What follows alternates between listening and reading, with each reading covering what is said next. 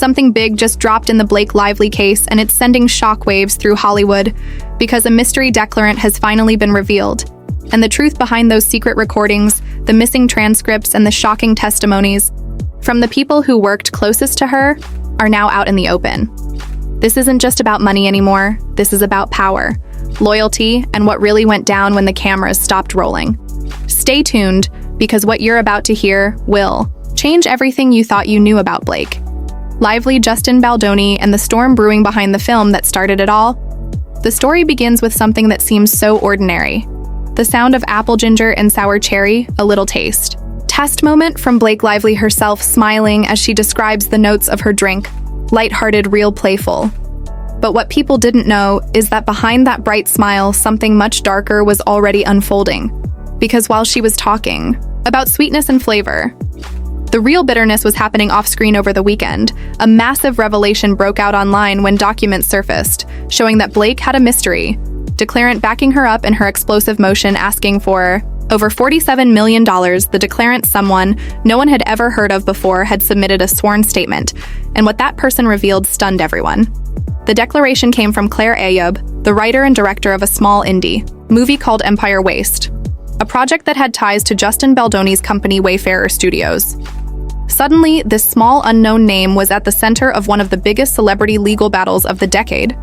The declaration said Claire had difficult experiences with Justin during the filming of Empire Waste, saying she had asked the studio to keep him away from her set, and claimed she had recorded a call with Steve Sarowitz, the chairman of Wayfarer. It sounded serious, and it instantly gave headlines something to grab onto another person coming forward. Another moment for the media to say, see, there's more to this story. But then as people started reading deeper, everything began to fall apart. Empire Waste wasn't some huge film. It had been released quietly, barely 100 theaters across the country for just a week before being pulled from screens. It wasn't a blockbuster, it wasn't even widely reviewed. It was a tiny movie with a micro-budget, and Claire herself had said it took years just to get anyone to make it. It was only Wayfarer that finally gave her a chance to produce and distribute it. So why now? Why this sudden declaration almost a year later? And why in support of Blake Lively? The timing raised every possible question, especially when the court documents showed that this recording between Claire and Steve Sarowitz wasn't obtained through a subpoena. It came directly from Blake Lively's side. That means Claire herself handed over a secretly recorded conversation without the other person's consent. And here's where things take a serious turn. Because both states involved, Connecticut and Illinois, are two-party consent states, meaning recording someone without telling them is against the law, and Steve Sarowitz has already confirmed through his attorney that he never agreed to being recorded. So this wasn't just gossip, it could potentially involve something criminal. But Blake's team wanted that recording in evidence, saying it showed Sarowitz making extreme comparisons and talking about defending Justin and Wayfarer in ways that Blake claimed sounded conspiratorial. The problem is legal. Experts are already saying the recording itself might not even be admissible in court because it doesn't directly relate to the claims Blake made, and because it could be considered illegally obtained. And if that's true, it means this entire mysterious declaration that the internet exploded over might actually be worthless in a courtroom. But even if it's not admissible, it still adds drama. And drama is exactly what this entire case seems to thrive on. Because every new filing, every new name, and every new transcript seems to pull back another layer on what really went wrong between Blake and Justin. People who worked on the film, It Ends With Us, have now had their depositions released, and that includes some of Blake's closest collaborators, like her makeup artist Vivian Baker and her agency connections at WME, Danny Greenberg and Warren Zavala. And what they said doesn't exactly help Blake's story.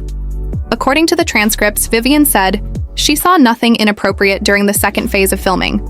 Everything was professional, normal, controlled. She said that after Blake made her internal complaints, production continued smoothly without issues.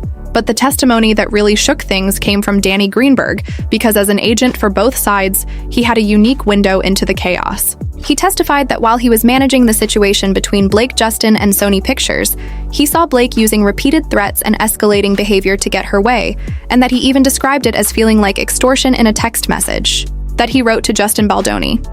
He said that at the time, her actions seemed designed to gain control over the project by creating pressure and tension in ways that forced the studio and Justin to respond. This is the kind of language that could completely change the tone of the entire case, because if a key agent describes her behavior that way, then it starts to look like the accusations and the conflict weren't just about creative differences. They might have been part of a bigger push for power. Dani's testimony also revealed something else, that during that same time, Blake and her team were threatening not to attend the film's premiere if Justin was present, and that Ryan Reynolds himself was calling executives labeling Justin as a problem behind the scenes. That kind of star power pressure can shake an entire production, but when it's framed as manipulation or coercion, it becomes a legal nightmare, because the word extortion, even if used informally, implies intent and malice. And that's exactly what Wayfarer's legal team is arguing, that Blake didn't just act emotionally, but strategically, with intent to harm Justin's reputation and the company's image. This isn't just two people not getting along. This is something much bigger. And Dani admitted that his guidance to Justin included suggestions about how to write emails to Sony that acknowledged creative conflict without putting anyone on the defensive. So basically, even Justin's agent was helping him manage how to handle what was happening with Blake without making things worse. That shows how serious and delicate the situation had become. But here's the shocking twist. Dani Greenberg, the same agent who once represented Justin, is now at WME, still in good standing. And yet his deposition comes across as defending Justin's professionalism, not Blake's story. So why was Justin dropped as a client if his agent's testimony supports him? The answer might lie in Hollywood. Politics, where power couples influence everything from who gets signed to who gets blacklisted. And when you have names like Blake Lively and Ryan Reynolds involved, there's always going to be quiet pressure behind the scenes. People start making moves not because of truth, but because of reputation management. Meanwhile, the second agent, Warren Zavala, said something just as revealing.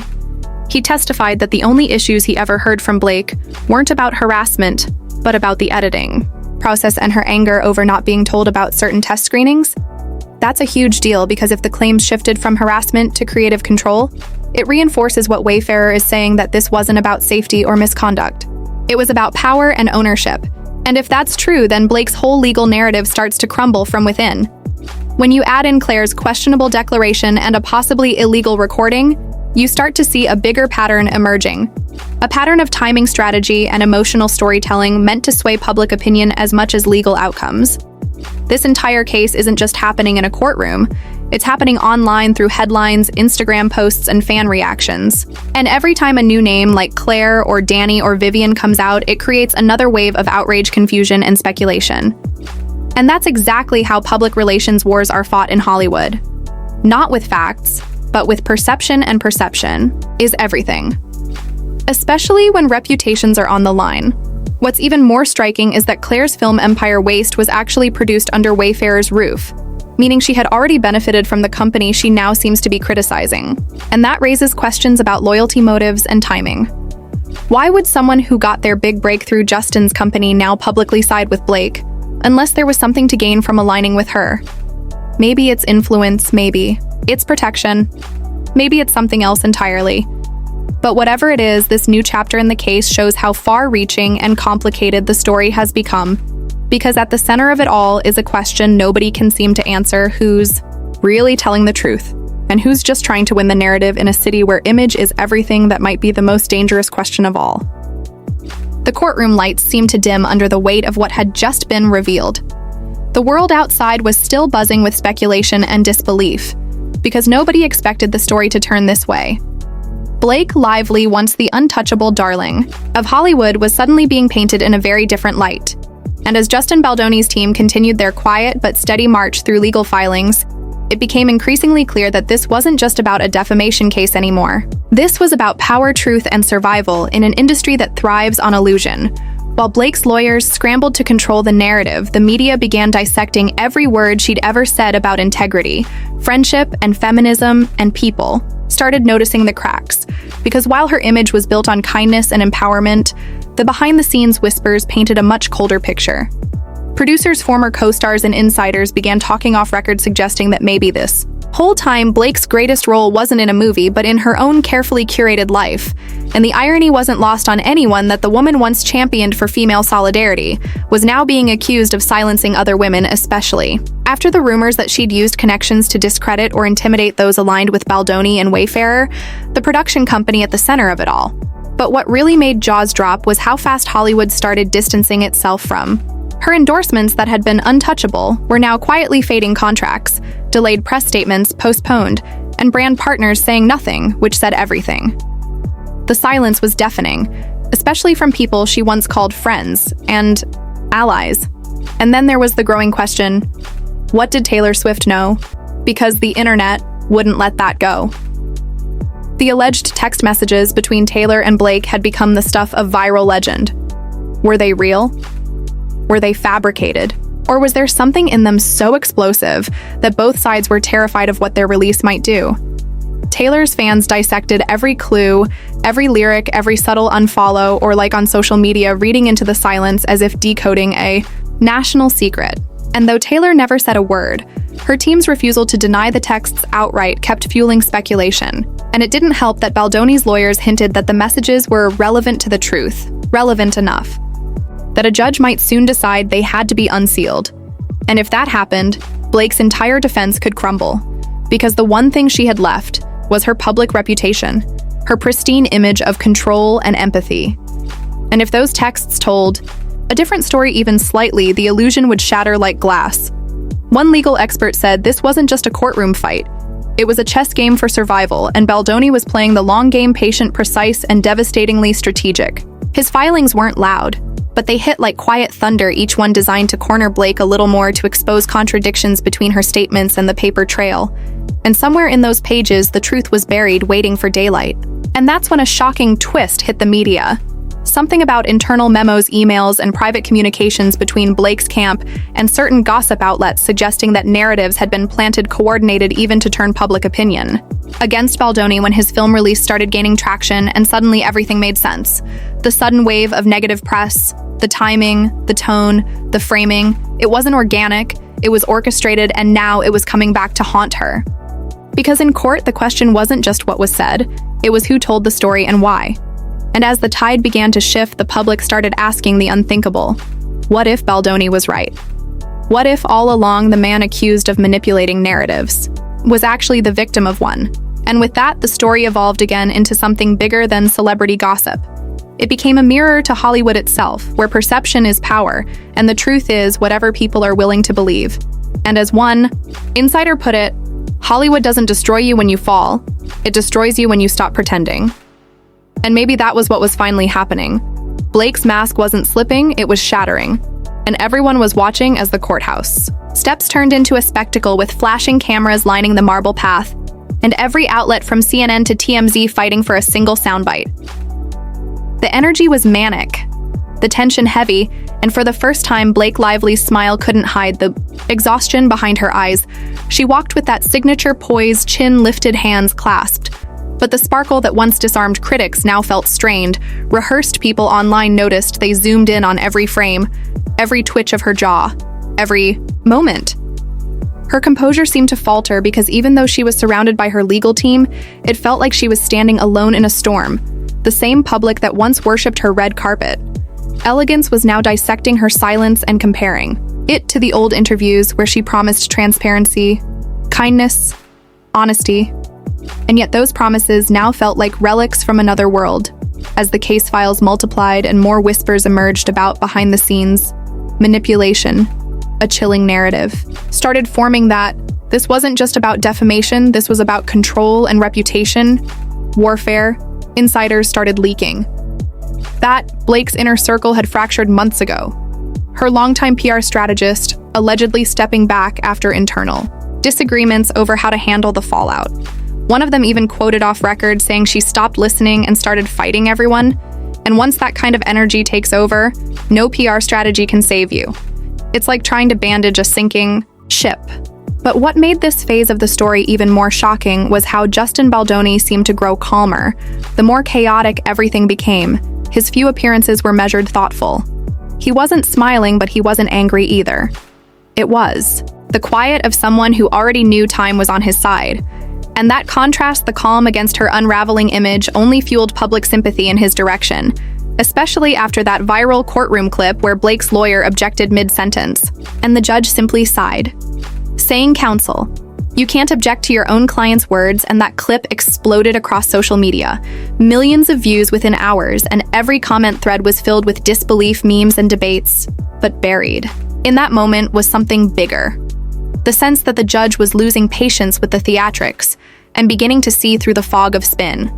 And that's when another shockwave hit. When a media watchdog organization published a detailed timeline showing how certain entertainment sites ran suspiciously synchronized stories against Baldoni at moments that coincided with court filings unfavorable to Blake. The receipts were damning metadata, matching email headers, similar phrasing between supposedly independent outlets, and even overlapping author aliases that appeared to trace back to the same corporate address. And while nothing was legally proven, yet it painted a picture too messy to ignore, especially for Hollywood insiders who know how narratives are built once those dominoes started falling. Brand representatives quietly began pulling away from Blake's sponsorship meetings postponed indefinitely, and one luxury fashion house even replaced her with a younger rising actress, under the guise of schedule conflicts. But everyone knew what that really meant. Her name had become too risky, too unpredictable, too radioactive. And that was perhaps the cruelest irony of all, because this was a woman who once controlled her public image like an art form, yet now couldn't stop it from unraveling no matter how hard she tried. And through all of this, the court still hadn't even unsealed the Taylor Swift texts, those looming files that everyone whispered about like forbidden scripture. The judge had reportedly reviewed them privately, and sources close to the case hinted they weren't what anyone expected. Not entirely damning, but not clean. Either ambiguous enough to spark 1,000 interpretations, and if they were, released they could burn everyone involved. Taylor included, which is why her silence was so strategic. So absolute, her team had shifted from avoidance to detachment, refusing to even acknowledge Blake's name, and that spoke volumes. Because in Hollywood, silence is never accidental, it's surgical.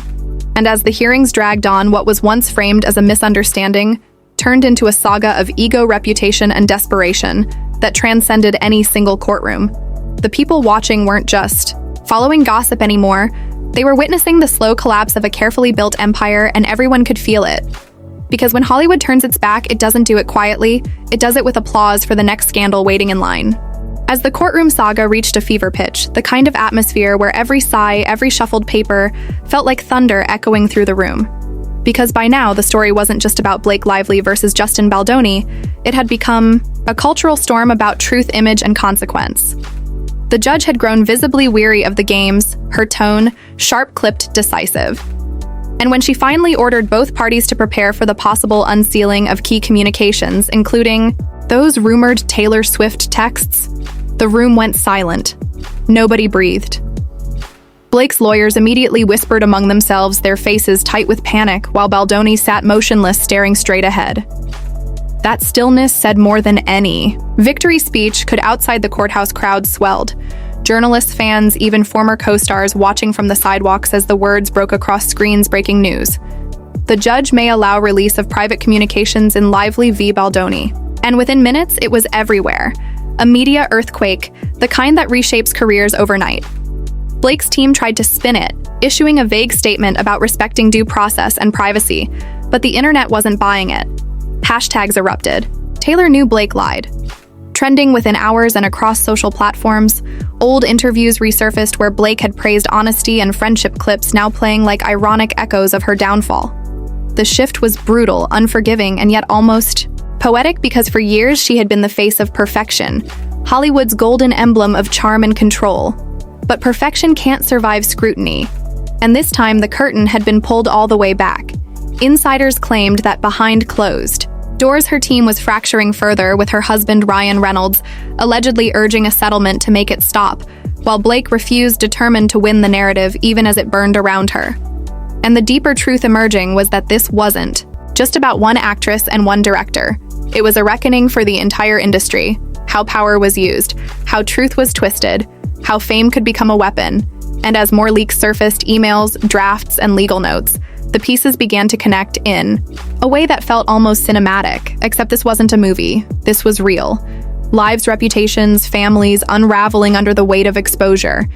And then came the testimony that changed everything. A former studio executive took the stand, confirming that there had been active efforts by certain intermediaries to steer media narratives in Blake's favor, calling it, quote, reputation containment.